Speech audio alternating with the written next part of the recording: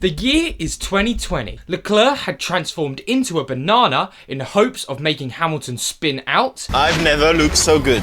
Ricciardo had mac and cheese in his balls, and in F1 we had another dominant season from Lewis Hamilton. But amongst all this chaos on and off the track, one race would stand above them all. One race that would not only be the best of 2020, but its result would shape the future of F1 even to this day in 2025. This is the 2020 Sakir Grand Prix.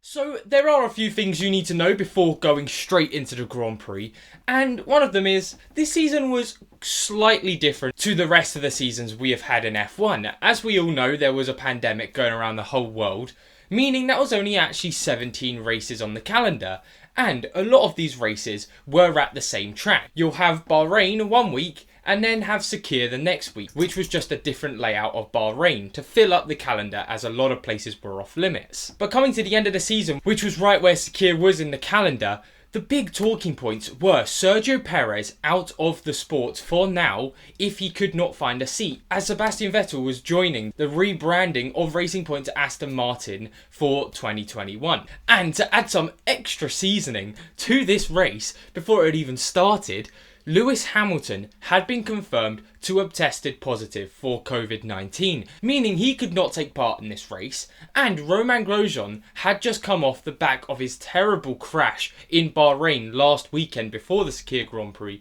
meaning he was out for the rest of the season. So that meant George Russell, formerly in the Williams, would now take Hamilton's spot for Sakir going into that Mercedes. Perez was giving it his all trying to find an F1 seat. Bear in mind, I think this was potentially Perez's best season in F1. He finished best of the rest in that pink Mercedes. And we actually had some rookies coming in. We had Fittipaldi coming in for Haas, and we had Jack Aitken obviously replacing George Russell as Williams had to get someone. So two new rookies, Russell trying to prove his worth in Mercedes, Perez fighting for a spot. Whew, things are about to get interesting. Oh, and just remember, this is potentially one of Ferrari's worst seasons in recent history. They were such a tractor this season, my god. Sometimes I forget how bad Ferrari was this season, as Vettel will show just how bad it was in places. So heading into practice 1, 2 and 3, the status quo for 2020 stayed pretty much the same. This season it very much was Mercedes outclassing every single other team, but Red Bull looked like the closest contender elsewhere. But bar that, it was really only Mercedes and Red Bull who looked like they could win a race. And this was shown in practice with Mercedes and Red Bull topping the timing sheets for all of these sessions. Now heading over to Q1, and there were no real surprises coming off the back of these eliminations. You had Kevin Magnussen, Nicholas Latifi, Jack Aitken, Kimi Raikkonen and Fittipaldi all out, with Bottas the fastest for now. Then in Q2, this is where we'd get a few more surprises, as it was not a very good qualifying session for Alex Albon. Bear in mind, because it was such a short track, the track would take about 53 seconds in qualifying. The gaps between 1st to 10th was about 2 to 3 tenths for the whole grid, which is just crazy. Meaning if you made one cock up, it was over for you, which Alex Albon very much found, with him only being able to get 12th. Sebastian Vettel, like I mentioned, in 13th. However, this was Ferrari's terrible year, so that's not as bad as Albon in 12th, considering Max Verstappen, Alex Albon's teammates, was the one who took first place for now in Q2. So going into Q3, we all go, and Valtteri Bottas set the fastest lap, getting provisional pole. And my god, it was a very good lap, with George Russell in second place and Max Verstappen in third. It looked like those were the only three who could really challenge for the top spot, and my god, was George Russell not stopping without a fight. Come to the final moments of the qualifying session, George Russell was going faster and faster, eventually setting the fastest sector 3. However, it was just shy of Valtteri Bottas' time, being 2/100ths of a second off Bottas. Meaning, Bottas kept his first place for the race, with George Russell in second and Max Verstappen in third, with a very impressive 4th place for Charles Leclerc. Again, considering his teammate was in 13th and where Ferrari were, he looked like he had a chance to get a podium for Ferrari this weekend. But realistically, for now, it was all about Bottas versus Russell. It looked like Mercedes had the pace up against the rest of the field. Could Russell prove his worth for that Mercedes seat? Let the race begin. 5 red lights and away we go. With all 3 of the top runners all getting away extremely well, and as Russell was able to get side by side with Bottas going into turn 1, for him he was able to place his car on the inside of the corner, meaning he would be able to overtake his teammate going into turn 1, taking first place in the race. Whilst behind these 3, Perez had a great start overtaking Charles Leclerc into turn 1, and by turn 2, Verstappen had a little bit of a moment and Perez was able to get side by side with him as well, so he was now fighting for P3 going into turn 4. Until this happened. Is together there. Well, that's really taken the sting out of an element of this race, hasn't it? And Leclerc had a massive incident, hitting into the side of Perez. Sadly for Perez, but quite lucky as well, he did not crash into a barrier, but it left him all the way down in last position. And what I love about looking at replays in F1, you just get shown how everyone follows each other through corners, especially when you're right behind someone, because if you didn't notice, I'll show it again. Valtteri Bottas is technically the start of all of this chaos, because Bottas brakes late into turn 3, locking up his car, but nothing was on the side of him, and Charles Leclerc, who was following the same racing line and the same braking point as Valtteri Bottas, would then do exactly the same as him, but of course this time round he had Perez and Verstappen right next to him. It's just so cool, these little details. Oh, and also right at the back, Kimi Raikkonen had a moment spinning in the Alfa Romeo. So, as expected, the safety car was called out. And after everyone had made their pit stops to fix any damage to the car, the field was already so dramatically different to where they started on the grid. You had first place George Russell, second place Bottas, third place Sainz in the McLaren having a brilliant start, Ricciardo in 4th, Kvyat in 5th, Stroll in 6th, Gasly in 7th, Ocon in 8th, Vettel in 9th and Norris in 10th. And this would all stay the same until lap 6 when the safety car would come in, and we saw quite an interesting situation on the board of times as everyone would set fastest lap after fastest lap, so it would go from first to last place. It was quite a weird thing to see, but you couldn't look at that too long, as while that was happening, Sainz had a brilliant restart, being able to get side by side Bottas into turn 1, successfully overtaking Valtteri Bottas for second place. This would be massive for McLaren if he could keep on to this, as McLaren, Racing Point and Renault were in a massive scrap for P3 in the championship. And it would be brilliant for George Russell, as the McLaren was definitely slower than the Mercedes at this point. George Russell would be easily able to get up a gap in first place. However, that was not meant to be, as one turn later, Carlos Sainz went wide and Valtteri Bottas swooped right back past him.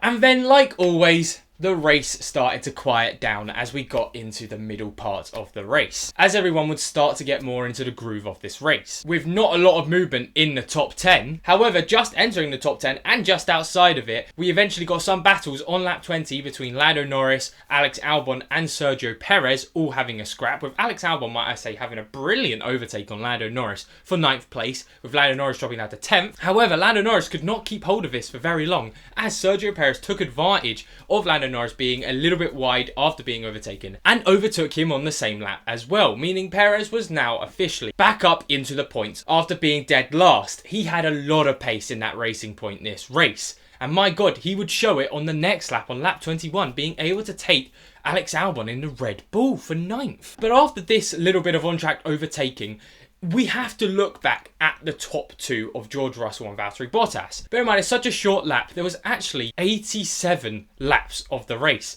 So, lap 21 to lap 54, we would just see George Russell slowly eke out a pretty good gap to Valtteri Bottas. Eventually, he would get it up to 7 seconds. Really looking like he was going to run away with this win, which would have been brilliant for, you know, stating his case for why he should be in that second seat at Mercedes. But in F1, as we know, you should never get comfortable up in front, as something could always happen elsewhere on the track.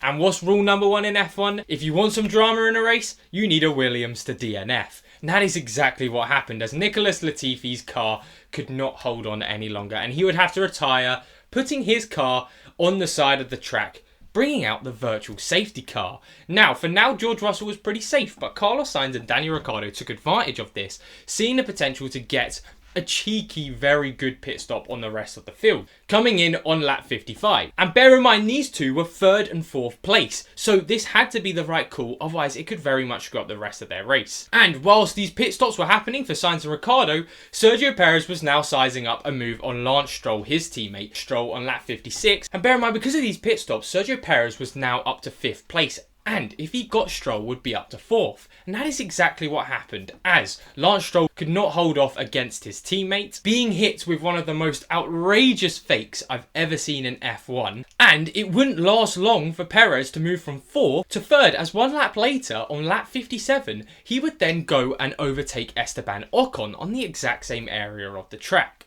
But hey, if you thought Williams were done with their shenanigans, you would be wrong. Jack Aitken, going into the final corner of the lap, decided he wanted to test the durability of a Formula 1 front wing. And what he learned was that they weren't very durable, shattering his whole front wing across the whole start straight, meaning the safety car would have to come out for the second time of the race on lap 63. So this now meant pitting under the virtual safety car for Sainz and Ricciardo was not the right move, as now the rest of the field would be able to get a freer pit stop with the actual safety car out. And this is what Russell and Bottas decided to do.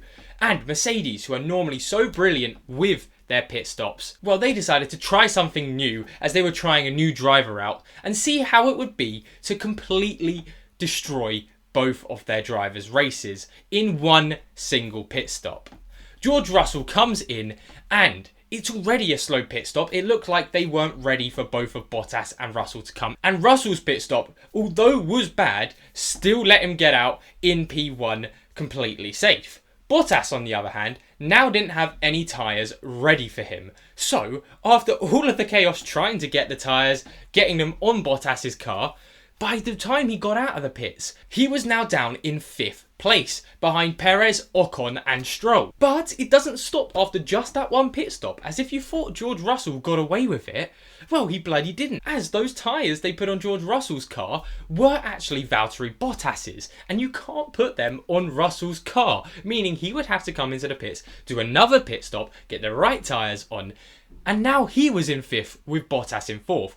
So Mercedes managed to come from a 1-2 before the safety car to a 4th and a 5th. What the hell? Meaning also Sergio Perez, who had been in a massive crash with Leclerc and Verstappen at the start of the race, had to pit on lap 1 at the back of the grid, was now in P1. Come lap 69, when the safety car would eventually come in, it was very much a whole cat and mouse scenario, with the top 3 of Perez, Ocon and Stroll trying to hold on to the charging Bottas and George Russell. With 18 laps to go, whew, it's gonna get intense. And one lap later, we would start to see the start of all of this scenario, with, surprisingly actually, with George Russell pulling off a brilliant move on his teammate Valtteri Bottas for this race, on an area on the track that wasn't really an overtaking area, just showing how much pace he had on the medium tyres compared to Bottas's pretty old hard tyres at this point, meaning George Russell was now up to P4, and with the pace George Russell was showing in that Mercedes, my god did it still look like he was on for the race win. He was going to have to work hard for it, but it looked like he had it in the bag, with him being able a lap later on lap 72 to get past Lance Stroll for 3rd place. Going into turn 4, he would then make the move on Esteban Ocon for 2nd, now with the gap down to 3 seconds to Sergio Perez, with 15 laps to go. Very much easily enough time to catch back to Perez and get the overtake for the win. However, it was not meant to be. Come lap 79, when Russell was literally a second shy of Sergio Perez, he was hit with a slow puncture. After all of his bad luck, he would still have more, having to pit again. And if you thought it couldn't get any worse for Mercedes, well, whilst this was happening with Russell having a puncture, Bottas's tyres just completely fell off the cliff, being overtaken by Sainz, Ricciardo and Albon and Kvyat in just a few corners. However, this did not matter to a certain team called Racing Point, as come lap 87, Sergio Perez not only had a 10-second gap to Esteban Ocon, showing he truly deserved this race win. Not only did they have Sergio Perez in 1st place, but Lance Stroll in 3rd, a double podium for Racing Point, would have been their 1st in their history. But well done Racing Point and Sergio Perez as he would come across the line to take his first Grand Prix victory in Formula 1, putting his name into the F1 history books. Defying all of the odds, it really couldn't have ended any better than that. And that is all she wrote for Sakir 2020. At the time, we had all thought we had just seen a brilliant race, and we really couldn't have imagined how much this would affect F1 later down the line. Sergio Perez fighting for his life. Now I know it wasn't just this race, but this race definitely helped him be able to get that Red Bull seat, which he would get in 2021, only losing it now after the 2024 season. Very much helping his teammate Max Verstappen get that 2021 championship. There was enough pace from George Russell to show that he deserved that Mercedes seat. And only one season later, after 2021, that's when George Russell would get his call up to Mercedes, replacing Valtteri Bottas. Oh, and Williams gave us a little bit of a warm-up to what their chaos can cause for some races, 2021 Abu Dhabi. And of course, for me, without a doubt, the best race of 2020. And that is such a big statement from me, as 2020 we had Monza with Gasly winning there as well, which was such a brilliant race as well. I might have to talk about that. But for me, Sakir takes that top spot in 2020. Comment down below what you think the best race of 2020 was. Comment down below what you think was the best race of this decade so far, because this definitely has got to be up there. But anyway, as always, like and subscribe. I'm trying to get to 2,000 subs, and we're so close to it before the end of March. I really believe we can do it. Thank you all so much for watching, and I'll see you all later. Take care.